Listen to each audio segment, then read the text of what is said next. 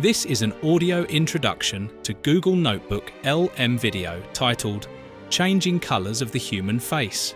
I have now started making Google Notebook LM AI-generated videos on this channel. I want you to know that it isn't a random process. I don't just pick a topic out of thin air and feed it into a machine. Every single video here is a product of my own intellectual curiosity and research, a concept I have meticulously thought through. Some of videos are based on my published works in the Frontier Post Peshawar. The AI is simply the tool I use to present my perspective. Main point of the article. Now, about the article itself changing colours of the human face. It traces the evolution of human skin colour across tens of thousands of years. Starting from Africa, where modern humans first emerged, it follows the major migrations that carried people to every continent. The central argument is that skin colour is not fixed. It changes over time in response to climate, geography, and intermingling between populations. The article examines several historical cases. In South Asia, fair-skinned Indo-European or Aryan groups migrated from Central Asia around 1700 to 1300 BCE. Over centuries of living in the hot Indian climate and mixing with local populations, their skin turned brown.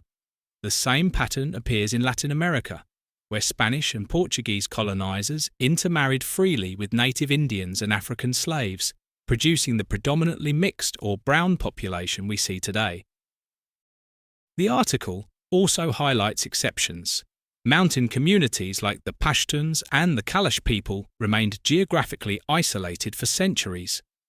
Their fair skin and distinct features were preserved, making them living windows into what the early Aryan invaders may have looked like. Then there is the reverse process. The Romani people, who migrated from northwest India to Europe about 1,000 years ago, gradually became lighter skinned due to colder climates and intermarriage. Similarly, African Americans today are generally lighter in complexion than West Africans, their ancestral homeland. The article concludes that all humans share a common origin. Differences in skin colour are superficial. Prejudices based on race or colour, it argues, stem from a lack of awareness about human migratory history. And these processes are still ongoing. Skin colour will continue to change in the future. Welcome to The Explainer. Today, we're diving into a really fascinating deconstruction of what we think we know about human skin color. You know, when you look at the incredible diversity of human faces across the globe today, it's super easy to just assume things have always been this way. But what if I told you that the physical traits we often view as totally fixed and permanent are actually incredibly fluid? Today, we're going to look at the powerful, unseen forces of climate, geography, and human migration that have fundamentally painted and literally repainted the human canvas. And here's the wild part. The sheer scale of the ongoing transformation we're all a part of is just staggering. In just the last 5 centuries, the literal color of the human face has shifted globally. And the process hasn't stopped. Not even close. We're currently living right in the middle of this active evolutionary and demographic flux. But to understand where we're going, we first have to understand exactly where we started. So let's jump right into part 1, Out of Africa, the Grand Canvas. To get a real sense of this, let's map out the massive scale of human migration. Africa is, of course, the birthplace of humanity, with the very first Homo sapiens evolving there somewhere between 56,000 and 200,000 years ago. Then, according to the Out of Africa theory, humans began migrating to Europe and Asia roughly 70,000 years ago. Now, as humanity spread out in these massive waves to inhabit every corner of the globe, they encountered wildly different environments. It was under the intense influence of this new climate and geography that the color and contours of the human face began to diverge. This environmental pressure is exactly how 3 distinct ancestral groups, Caucasoid, Mongoloid, and Negroid, originally came into being. Okay, moving on to part 2, South Asia's color shift, a case study in darkening. Let's really dive into this specific region to see how fluid these seemingly rigid traits can be over time. This step-by-step breakdown brilliantly illustrates the causal chain of the Aryan migration around 1300 BCE. So the Indo-Europeans or Aryans originally hailed from the Central Asian steppes and southern Russia. Historically, they were described as having a white complexion, tall stature, prominent noses, and broad shoulders. Basically, their cold environment preserved those specific traits. But as they marched south into the violently hot climates of South Asia and Iran, things changed. They merged and mingled with the local settled populations. Add in subsequent waves of invaders over the centuries, Greeks, Scythians, Huns, and Arabs, and you get a complete transformation. Extreme heat, combined with this mixing, fundamentally altered their physical appearance, naturally turning their skin color brown over the centuries. Which brings us to part 3, Geography and Isolation, Nature's Time Capsules. Now, the crucial point here is that while heat and mingling change features, geographical isolation preserves them. While most of the Indo-Iranian descendants turn darker over time, isolated groups like the Kalash people and the mountain Pashtuns act as literal living time capsules. Why? Well, because they retreated into remote, cold, mountainous fightouts. They were entirely cut off from the rest of South Asia for centuries. Because of this, some mountain Pashtuns still have blonde hair and blue or green eyes today. It's absolutely incredible. Even the modern religion of the Kalash bears strong similarities to the ancient Rigvedic religion. They essentially give us a direct window into exactly how those ancient Aryan invaders looked when they first arrived. Think of it like a giant historical split test. On one hand, the descendants who headed for the Indo-Gangetic Plains faced the intense heat of the subcontinent, which, combined with racial mixing with the indigenous population, led to a rapid darkening of the skin. It's reached a point today where you would scarcely think the inhabitants of Rajasthan share ancestry with the tall, blonde Aryans of antiquity. But then you compare them to the mountain Pashtuns, whose geographical isolation in the freezing mountains completely preserved their fair skin and light eyes. It perfectly demonstrates how climate and geography dictate human biology. Fast forward to part 4, Colonialism in the Americas, a tale of two integrations. In the past 500 years, colonialism played the leading role in a massive, new wave of racial integration.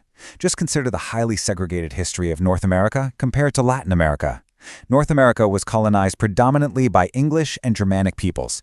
Historically, they were highly race-conscious, implementing strict segregation that essentially kept the natural forces of racial assimilation at bay. In contrast, when the Spanish and Portuguese conquistadors arrived in South and Central America, they faced a hot, equatorial climate. Being much less race-conscious than the Anglo-Saxons, these conquerors mixed freely with native and black populations. Just like the Aryans in South Africa, they couldn't escape the tropical climate or the forces of assimilation. This completely reshaped the demographic reality, turning the region predominantly brown and creating the distinct Hispanic ethnic grouping we recognize today. And this story isn't over. Present-day North America is undergoing a gigantic demographic shift of its own right now.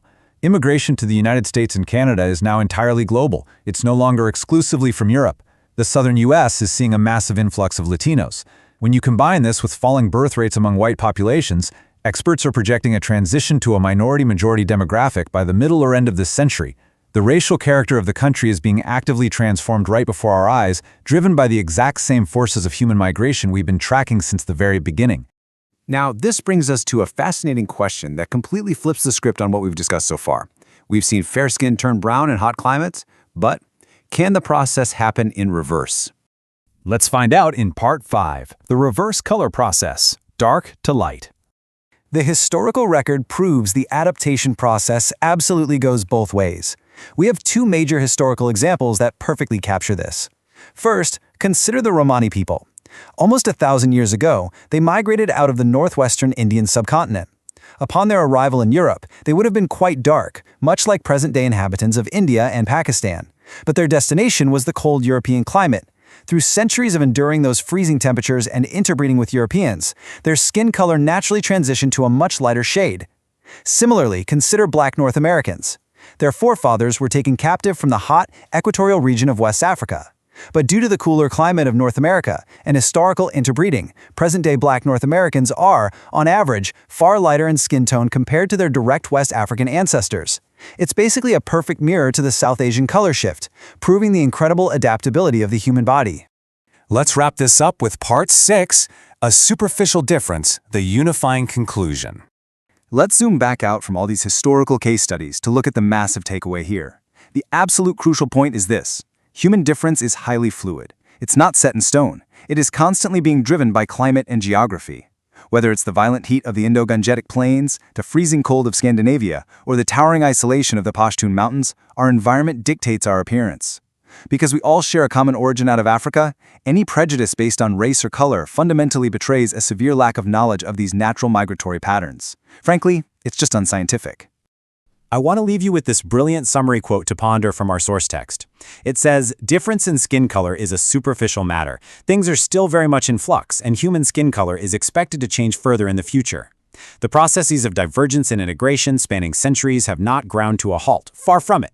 So, considering the massive demographic shifts happening globally right now, I'll leave you with this. If our appearances are still very much in flux, what do you think the human face will look like in another 500 years? Thanks so much for joining me on this explainer, and remember to keep questioning what you think you know.